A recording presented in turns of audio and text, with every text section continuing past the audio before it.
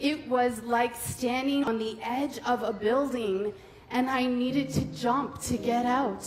I wanted a strong man by my side and a happy family, because I grew up in a very chaotic, violent, lonely family filled with mental illness. And I wanted my shot at having a happy family and creating a safe home.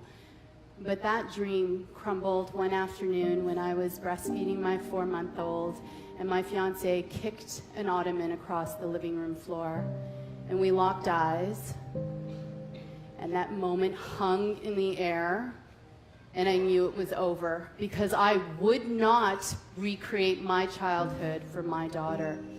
But the risks were this baby with all of their needs. How was I going to raise her alone? How was I going to go from 2 incomes to 1? And how was I going to go back to my Bay Street job when mat leave was over? I had to jump, but there was no net. I couldn't see the net. I needed a guaranteed net.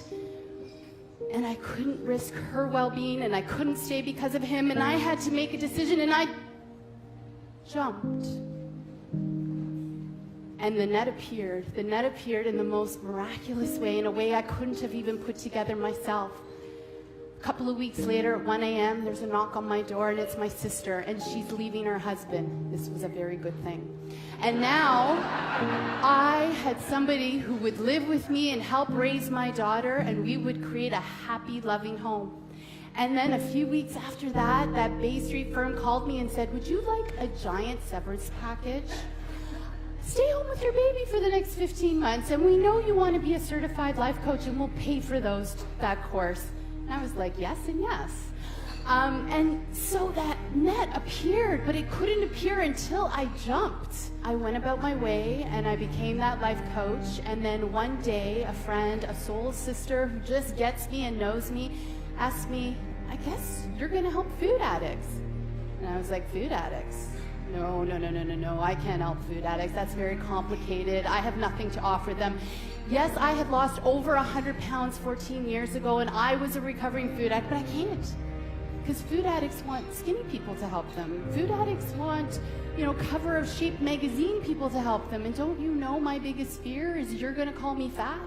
And if you call me fat, I'm going to crumble. I can't help the food addict. So this time, instead, I put my toe on the path.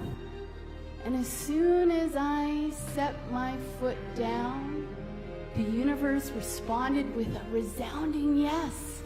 And the opportunities came, and the partnerships came, and the doctors came, and I was able to create Ontario's first outpatient program for food addicts.